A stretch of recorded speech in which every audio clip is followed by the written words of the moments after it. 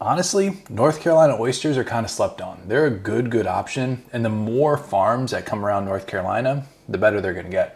Recently, I took a trip down to the Outer Banks to go ahead and try some of their seafood, and in this video, I'm going to show you all the different stuff that I cooked while I was there and some of the stuff that I took home with me. Now, one of the most popular things to get in the Outer Banks when you're down there is a clam bake or a seafood boil, and it's one of those touristy things that a lot of people do. But I found this place called Surf's Up Seafood that looked pretty cool and had a seafood boil that you could cook yourself. Now, they also had some oysters that I wanted to come check out later, so I'll show you those later in the video. Now this is cool because you got to cook the clam bake yourself. It had instructions, came with butter, lemons, clams, of course, some shrimp too, which are actually North Carolina shrimp, and then snow crab and king crab. Now obviously the snow crab and king crab are not local. They're going to be frozen, shipped in from other areas all around the world. I followed the directions to cook it, and maybe it took like 30 minutes or so, and it came out absolutely perfect. Now I know the potatoes normally aren't like a main point of a seafood boil, but for me, I love red potatoes in a seafood boil. These were actually really fresh and tasted delicious, and same with the corn. This was not frozen corn at all. This is actually good, sweet corn, I'm betting from local areas in North Carolina. Next were the clams, and they were a little bit on the smaller side. I would have taken some bigger clams, but still, they tasted fresh, they were nice and salty, a good sweetness to them as well, and they weren't too chewy at all. The shrimp were also super fresh and definitely were not previously frozen. They peeled great, and there was none of that iodine taste that shrimp can sometimes get. Now the snow crab legs were pretty standard, but I will say they actually came out and they were cooked really well. A lot of times you can tell if a snow crab is overcooked by the way that the meat comes out of the shell, and you can see this was an absolutely perfect meat pool right here. It tasted good, it wasn't overly salty or overly fishy at all. This was actually some really good snow crab. And as far as the king crab too, you didn't get a lot of it. You got about 2 legs, so 1 leg per person because this boil was for 2 people. But it was full of meat, they weren't light at all, and the meat tasted fresh and good too. And while this is a really popular dish that tourists eat when they come to OBX, I wanted to go ahead and try some more local seafood because there are a ton of options out there. I decided to start with oysters, so I went to 3 different seafood markets, and the first one was Whalebone Seafood. Now I like this hot sauce, I saw it everywhere, so I had to buy it, and I got some oysters which were grown on a farm right by Oregon Inlet. A theme that I noticed as I went to the different seafood markets was that they didn't label where the oysters were from. If you asked them, they would tell you, but I wish they would actually put which farm these oysters were coming from so you knew exactly what kind of oysters you were getting. Next was the Austin Fish Company, and I got a dozen oysters from there, and I went back to that place where I got the seafood boil and got a dozen from there as well. Oyster gathering. Let's go ahead and start off with the Kennekeet oysters first. They're the ones that are farm raised in Avon. So I got these from the Surf's Up Seafood. The guys there were absolutely awesome. I was going to try to go out on the farm, but I just ran out of time. So looks like a really nice and clean oyster. This is not my normal knife, but got it in the hinge pretty well there. Minimal flaking.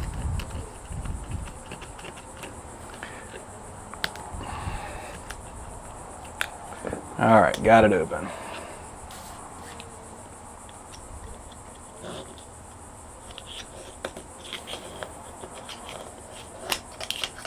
Now I was kind of surprised because there wasn't a ton. Oh, that's a beautiful looking oyster. There wasn't a ton of oyster farms down here, but it sounds like more and more are coming to the area. But they were really hard to find actual oyster farms compared to just going to the seafood market. Okay, so this one's supposed to be really briny, a little bit of umami. Let's go and give it a taste.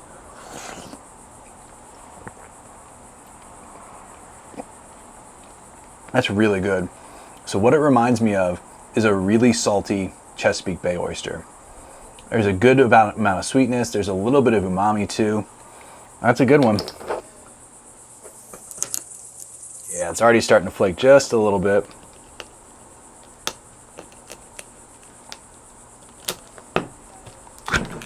There we go.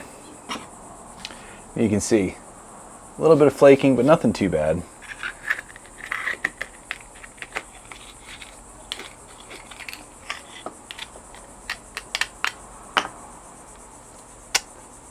Yeah, unfortunately that's a pretty dry oyster and one I'm probably not going to eat. I also notice It might just be because there's a pea crab in it. Now, some people love pea crabs. Me, I can take them or leave them. I'm gonna skip this oyster and try to find a plumper one. Unfortunately, I'm not gonna be able to do a taste test on these ones, guys. I think they're a little bit older stock and they didn't give me the best oysters. If you ever wanna know what an oyster looks like that you shouldn't eat, when it's out of the water like that, when it has no whatsoever water in there, that's just not something you wanna do. Now, the last oysters I'm trying after those disappointment ones are from the whalebone seafood. Now, these were grown right in Oregon Inlet, so I'm curious to see how salty they're gonna be. All right, so here's the last oyster. This one's nice and plump. I'm excited to give this one a try.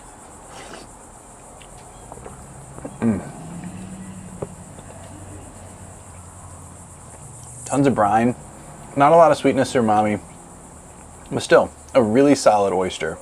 I gotta say, these are pretty good too, and right up there with the kinnikit. Now, I really wish I could have tried those other ones. I wish they weren't in such bad shape, but that just happens with seafood sometimes. What I would say, if you go to a seafood market and you want some oysters, make sure you ask how old the oysters are. And if they say they're a few weeks old or even like a week old, go ahead and skip them and go to a different seafood market. Or better yet, if you can, look at these oyster farms that I have on the screen right now and see if you can get them directly from the farm, because they're gonna be a lot more fresh. Only stayed a few days, and when it was time to say goodbye to the beach, one of my favorite things to do is to head down to Wanchese. Now, Wanchese is home to a bunch of different seafood wholesalers, but there's one place that I really like that sells to retail customers as well, and it's called O'Neill Seafood Harvest. You can watch the fish come into the docks and they fillet it right there, and they have tons of fresh seafood that you can choose from. I ended up getting some oysters, some clams, some head-on shrimp, and some tuna as well, and these desserts looked really good, but I wasn't ready for that. Next, I made that 5-hour trip back home and processed all this seafood. Now, for me, I like saving some of it, especially the tuna, for later, so I took a few of these tuna steaks and put them in a Ziploc bag to freeze later on. I like getting them frozen first before I vacuum seal them, because then it doesn't really like squish the fillets too much, but you can't forget them out of in there. You gotta make sure you take care of them. Now, for tuna, one of my favorite things to do is poke. And poke just means cubing up this meat and then you put it in a marinade. There's two different marinades that I really like. One is like a spicy mayo or a spicy sriracha, and you can also make it with some like soy sauce too. I like doing soy sauce with a little bit of like mirin as well to sweeten it up. But honestly, it's okay to experiment with different flavors to see which one you like best. You gotta let them sit for about 30 minutes or even more is better, until all the flavors kind of meld together. And when it's done, I think it's one of my favorite bites of seafood, bar none. Now, also, like I said, I got some head-on shrimp. Now, the thing about head-on shrimp compared to other shrimp that are processed, they're all different sizes, and obviously you got to take care of them yourselves. Now, you can use one of these tools that peel and devein the shrimp, but I feel like it actually beats it up. And one of the best ways to do it for me is just to peel and then use a toothpick to devein the shrimp. You just kind of put it under the skin there and you can get the vein and then just pull it right out, and your shrimp is still nicely intact. That's the best way that I've found so far. I also got some clams, and if you ever get clams that are open like that when they've been in the fridge, go ahead and tap them or squeeze them. If they close back up, they're good to go. I also got a dozen oysters, which I was really surprised how good they looked. They were good, solid 3-inch oysters. They shucked really easily, and I was excited to give these ones a try too. With all that done, it was time to start eating. It's time to enjoy the feast now. Check out this platter of seafood that I brought back from North Carolina. You got some oysters right here. Of course, you got some steamed shrimp, already peeled and deveined. Spicy yellowfin tuna poke. And soy sauce poke with a little bit of kick to it as well. And then last but not least, some true steamed clams from North Carolina. I'm gonna start off with the 3 oysters. They're all the same oyster. It was so good. The only way I can describe it is they're kind of briny. They're definitely briny.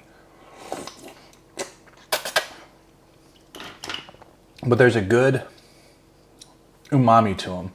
I think I've said this before. They're a really good mix between like a Chesapeake Bay oyster and the PEI oysters. To me, honestly, North Carolina oysters are kind of slept on. They're a good option. And the more farms that come around North Carolina, the better they're gonna get. They're so good. All right, let's go next up and just try some of these clams. Now, I did purge these clams before eating them, so hopefully they're not too sandy. But when you get wild caught clams like this, You want to make sure you purge them.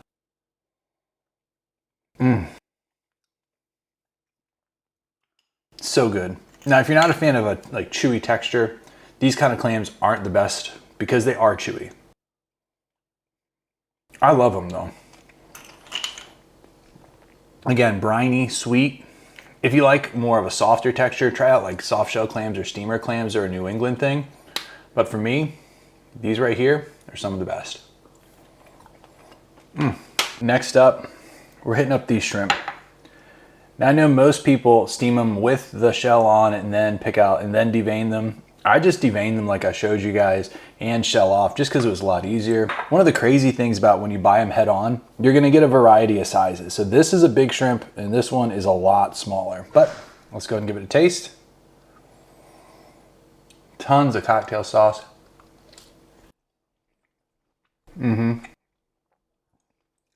Perfectly cooked. A fresh North Carolina shrimp has none of that iodine taste. It's super, super sweet. So good. And last but not least, the fresh yellowfin poke. Let's go ahead and start with the spicy.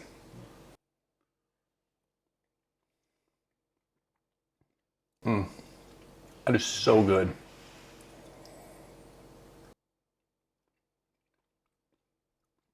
That's really good too. What shines through is the tuna is firm. It also melts in your mouth. It's super fresh. There's no fishy taste whatsoever to it. You can really taste like the seasoning that I've put on here.